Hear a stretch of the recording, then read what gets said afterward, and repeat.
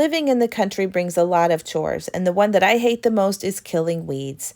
I'm Sarah with WTI, and this propane weed burning torch from RUBDARK has made a task that I hate a lot more fun. This propane weed torch is lightweight, easy to operate, and the handle has a little flare that makes burning weeds look really cool.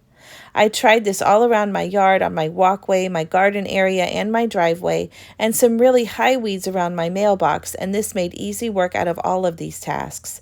I was impressed by how long I was able to use one propane tank. I've been using it for a while, and I still haven't had to change out the tank. There's a knob on top to adjust how high you want the flames. If you just need a little light for a campfire, then you can put it on the low range. But if you're burning some tall weeds, you can adjust it to the high flame.